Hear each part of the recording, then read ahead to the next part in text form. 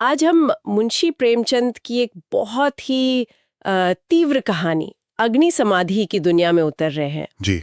ये कहानी सिर्फ किरदारों की नहीं, बल्कि उनके अंदर जो आग जल रही है उसकी है। बिल्कुल। प्रेम, घृणा, ईर्ष्या और बलिदान की आग।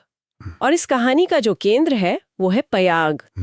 पयाग जो कभी एक बहुत मेहनती, एक उद्यमशील युवक हुआ करता था, लेकिन फिर उसे सत्संग की ऐसी हवा लगी कि उसका सारा उद्यम मतलब हवा हो गया। और ये विडंबना है ना। जिस संगत में लोग सुधर जाते हैं वहां पयाग पर एकदम उल्टा असर हुआ। हाँ, उसे गांजे, चरस और भंग का चस्का लग गया और वो आलस्य का कह सकते हैं उपासक बन बैठा। जरा सोचिए वो माहौल। वही वट वृक्ष के नीचे धूनी जल रही है, एक जटाधारी महात्मा है और बस चरस के दम लग रहे हैं। पयाग को सांसारिक मजदूरी से ज्यादा आनंद इसी में मिलता था। और यहीं पर देखिए कहानी की मनोवैज्ञानिक परत खुलती है।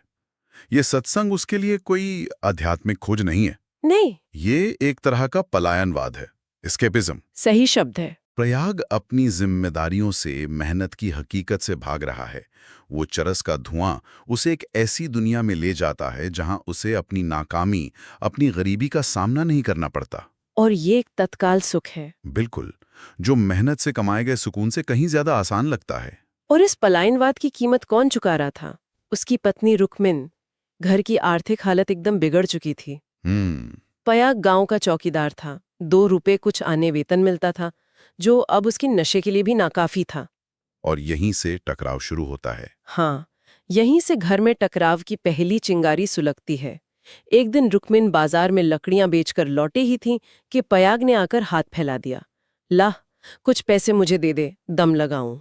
और इस बार कुछ अलग हुआ। हाँ, पहले रुक्मिन शायद दे भी देती, पर आज उसने मुंह फेर लिया। उसने कहा, दम लगाने की ऐसी चाट है तो काम क्यों नहीं करते? क्या आजकल कोई बाबा नहीं है? जाकर चिलम भरो। उफ, ये जवाब, ये सिर्फ एक ताना नहीं है। ये सालों से जो अंदर गुस्सा दबा था ना। हाँ, निराशा और अब एक नई तरह का स्वाभिमान, उसका विस्फोट है। वो सिर्फ पैसे देने से मना नहीं कर रही। नहीं, वो पयाग की पूरी जीवन शैली पर, उसकी मर्दानगी पर सवाल उठा रही हैं। वो साफ साफ कह रही हैं, अब मैं तुम्हारी नशे की आदत का बोझ नहीं उठाऊंगी। और ये चोट सीधा पयाग के अहंकार पर लगी। उसने त्योरी चढ़ाकर धमकी दी, भला चाहती है तो पैसे दे दे, नहीं तो इस तरह तंग करेगी तो एक दिन कहीं चला जाऊंगा तब रोएगी। एक तरह की इमोशनल ब्लैकमेलिंग। बिल्कुल। लेकिन रुक्मन अब धमकियों से डरने वाली नहीं थी। उसने बेपरवाही से अंगूठा दिखाकर जवाब दिया, रोए मेरी बला, तुम रहते ही हो तो कौन सोने का कौर खिला देते हो?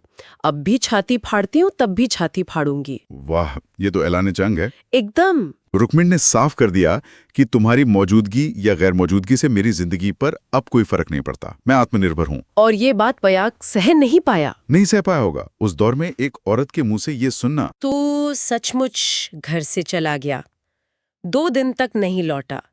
अब रुक्मिन को चिंता होने लगी, कहीं सचमुच विरक्त तो नहीं हो गया। वो थाने में रपट करने निकल ही रही थी कि उसने पयाग को आते देखा, पर वो अकेला नहीं था। अच्छा। उसके पीछे पीछे एक और औरत थी। छींट की साड़ी, लंबा घूंघट और शर्मीली चाल। उसे देखकर रुक्मिन का कलेजा, कहानी में लिखा है, धक से हो गया। मुजाहिर है। वो हतबुद्धि सी खड़ी रही, फिर आगे बढ़कर उस नई सौत को दोनों हाथों से पकड़कर चुपचाप घर के अंदर ले चली। खुद? हाँ, खुद। और लेखक लिखते हैं जैसे कोई रोगी जीवन से निराश होकर विष पान कर रहा हो। क्या मार्मिक उपमा है, विष पान। वो जानती है कि ये औरत उसकी जिंदगी में जहर घोलने आई है, लेकिन वो उसे खुद अपने ही हाथों से घर के अंदर ला रही है। इसमें उसकी बेबसी भी है और समाज का दबाव भी। घर आकर जब पयाग से पूछा कि ये कौन है, तो उसने हंसकर कहा, घर से भागी जाती थी, मुझे रास्ते में मिल गए। घर का काम धंधा करेगी, पड़ी रहेगी। इस पर रुक्मिन ने कहा, मालूम होता है मुझसे तुम्हारा जी भर गया। तो पयाग ने तिरछी नजरों से उसे देखकर जो कहा, वो उसकी पूरी रणनीति को उजागर कर देता है।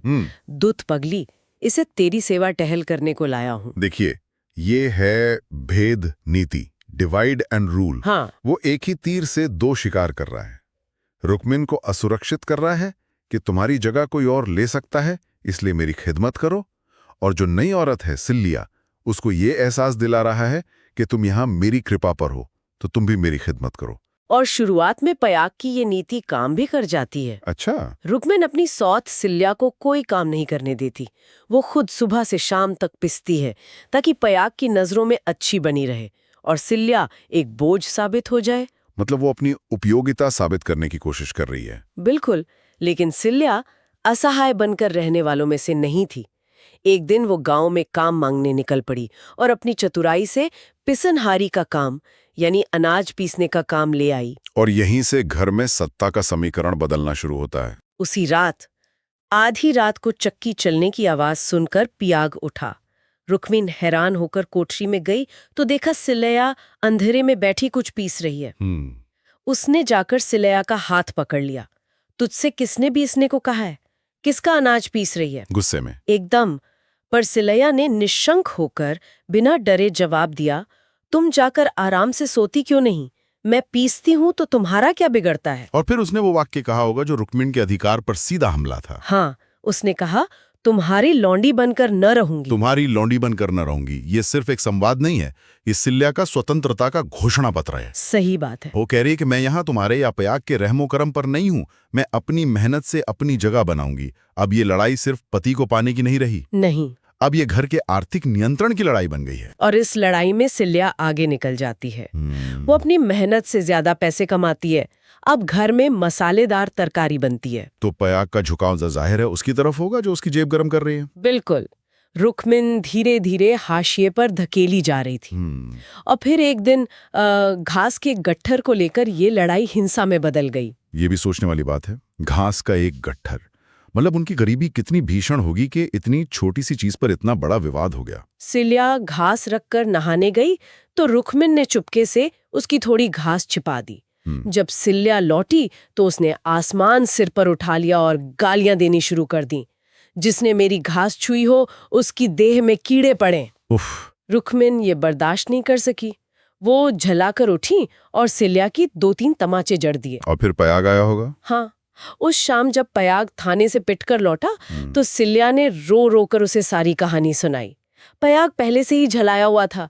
रुक्मिन पानी भर के लौटी ही थी कि पयाग उस पर टूट पड़ा। उसने रुक्मिन को मारते मारते बेदम कर दिया।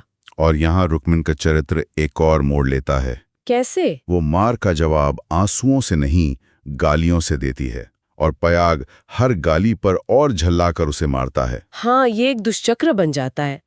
मार खाते खाते रुक्मिन एक अजीब उन्माद में आ गई और मंत्र की तरह बड़बड़ाने लगी, तू मर जा, तेरी मिट्टी निकले, तुझे भवानी खाए। ये गालियां नहीं हैं, ये श्राप हैं। ये उसकी आत्मा से निकली हुई आवाज है। वो अब एक पत्नी नहीं, एक घायल नागिन की तरह है जो सिवाय विनाश के और कुछ नहीं सोच सकती। अंधेरा हुआ तो रुक्मिन चुपचाप घर से निकल गई। पयाग ने सोचा किसी पड़ोसिन के घर सो रही होगी। उसे कोई परवाह नहीं हुई। बिल्कुल नहीं। उसने खाना खाया और अपनी मड़ैया यानी खेत की झोंपड़ी की तरफ चल दिया। चरस की तरंग में भजन गाता हुआ, ठगनी क्या नैना झमकावे। इस भजन और स्थिति के बीच का विरोधाभास देखिए। वो दुनिया को माया और ठगनी बता रहा है, जबकि असल त्रासदी, असल आग उसके अपने घर में, उसके अपने कर्मों की वजह से लगी हुई है। उसे अंदाजा ही नहीं है। बिल्कुल नहीं। वो अपनी बनाई हुई नशे की दुनिया में इतना मग्न है कि उसे अंदाजा ही नहीं है कि क्या क़यामत उसका इंतजार कर रही है। जैसे ही वो खेतों के पास पहुंचा, उसने देखा कि दूर उसकी मड़ैया में आग की लपटें उठ रही हैं। उसकी छाती धड़कने लगी। हवा तेज थी और मड़ैया के चारों तरफ गांव की पकी हुई फसल की सुनहरी चादर बिछी थी। मतलब एक चिंगारी और सब तबाह। हाँ, पूरा गांव तबाह हो सकता था। और इसी पल वो पलायनवादी, वो आलसी पयाग कहीं गायब हो जाता है। बिल्कुल। उसके अंदर का वो पुराना जिम्मेदार आदमी जाग उठता है। ये सिर्फ फसल बचाने की दौड़ नहीं है, ये शायद उसके अपराध बोध से प्रायश्चित करने की दौड़ भी है। सोचने का वक्त नहीं था। पयाग ने अपनी चिलम वहीं पटकी और बेतहाशा मड़ैया की तरफ दौड़ा। कहानी में लिखा है, जान पड़ता था, पांव भूमि पर पड़ते ही नहीं। और फिर उसने जो किया वो तो कोई कल्पना भी नहीं कर सकता। उसने एक छलांग मारी और आग के अंदर घुस गया। क्या? उसने अपनी लोहे की लाठी पर उस जलती हुई मड़ैया को उठाया, उसे अपने सिर पर रखा और गांव की तरफ भागने लगा। अविश्वसनीय। ऐसा लग रहा था मानो कोई अग्नियान हवा में उड़ा चला जा रहा हो। ये एक अविश्वसनीय दृश्य है। एक आदमी जो अपनी पत्नी की जिम्मेदारी नहीं उठा सका, वो पूरे गांव की जिम्मेदारी अपने सिर पर उठा लेता है। मौत आग का रूप धारण किए पयाग के सिर पर खेल रही थी। जलते हुए फूस के टुकड़े उसके ऊपर गिर रहे थे। उसका हाथ भुन गया पर वो रुका नहीं। वो भागा जा रहा था, बस 2 फरलांग और। लेकिन तभी क्या हुआ? लाठी का वो हिस्सा जहां मड़ैया टिकी थी जल गया। सर्वनाश! मड़ैया नीचे खिसकने लगी। वो उसके सिर पर आ पहुंची। उसके पांव लड़खड़ाए। जीत का दरवाजा बस 20 हाथ दूर था पर वो हार रहा था। ए भगवान! और तभी अचानक एक स्त्री सामने के पेड़ के नीचे से दौड़ती हुई आई। ये रुक्मिन थी। रुक्मिन? हाँ, उसने तुरंत पयाग के सामने आकर गर्दन झुकाई और उस जलती हुई मड़ैया को अपने दोनों हाथों पर ले लिया। उसी पल पयाग मूर्छित होकर गिर पड़ा। एक बल रुक कर। अविश्वसनीय! जिस औरत को उसने घर से निकाला, जिसे उसने इतना पीटा, वही उसकी और पूरे गांव की जान बचाने के लिए आग में कूद पड़ती है। रुक्मिन उस आग के गोले को लिए खेत के किनारे तक पहुंची, मगर उतनी ही देर में उसके हाथ जल गए, मुंह जल गया, कपड़ों में आग लग गई। ओह! उसे इतनी सुध भी नहीं रही कि वो मड़ैया से बाहर निकल आए। वो मड़ैया को लिए हुए गिर पड़ी। कुछ देर तक मड़ैया हिलती रही। रुक्मिन हाथ पांव फेंकती रही। फिर अग्नि ने उसे निगल लिया। रुक्मिन ने अग्नि समाधि ले ली। ओह! और पयाग? कुछ देर बाद पयाग को होश आया। उसने देखा कि पेड़ के नीचे आग चमक रही है। वो दौड़ कर गया, आग को हटाया। नीचे रुक्मिन की अधजली लाश पड़ी थी। उसने बैठकर दोनों हाथों से मुंह ढांप लिया और रोने लगा। 1 हफ्ते तक उसका इलाज चला पर वो बचा नहीं। जलने की वजह से? लेकिन अंत में एक बहुत बड़ा सवाल रह जाता है। हाँ, कि रुक्मिन का ये अंतिम कार्य असल में क्या था? क्या ये सर्वोच्च प्रेम और बलिदान था? यही इस कहानी की महानता है। वो हमें कोई एक आसान जवाब नहीं देती। एक नजर से देखें तो ये प्रेम और बलिदान की पराकाष्ठा है। अपने अत्याचारी पति को बचाने के लिए आत्म बलिदान। लेकिन अगर हम दूसरी तरह से सोचें तो क्या ये बदला था? बदला? शायद उससे भी ज्यादा गहरा। ये बदला नहीं, ये एक तरह का स्थायी फैसला सुनाना था। देखिए, वो सिर्फ पयाग के लिए नहीं मरती, वो उस काम को पूरा करती है जिसे पयाग पूरा करने में नाकाम हो रहा था। अच्छा। वो अंतिम क्षण में ये साबित कर देती है कि वो उससे ज्यादा मजबूत, ज्यादा सक्षम है। मतलब ये कि उसका बलिदान पयाग की नाकामी का एक जलता हुआ स्मारक बन गया। बिल्कुल, उसने पयाग को बचा तो लिया, लेकिन उसे जिंदगी भर के लिए एक ऐसे अपराध बोध की आग में झोंक दिया जिससे वो कभी बाहर नहीं निकल सकता था। और अंत में होता भी यही है। हाँ, उसे जिस्म की आग नहीं, शोकाग्नि मारती है। शोक की वो आग जो रुक्मिन उसकी आत्मा में जला गई थी। इस लिहाज से ये किसी भी शराब से ज्यादा भयानक सजा थी। इंसानी रिश्ते वाकई कितने जटिल होते हैं। प्रेम, घृणा, ईर्ष्या और बलिदान, इनके बीच की रेखा कई बार इतनी धुंधली हो जाती है कि उसे पहचानना मुश्किल हो जाता है। सही बात है। रुक्मिन का अंतिम कृत्य सर्वोच्च बलिदान था या सर्वोच्च प्रतिशोध? इसका जवाब शायद हर सुनने वाले के लिए अलग होगा।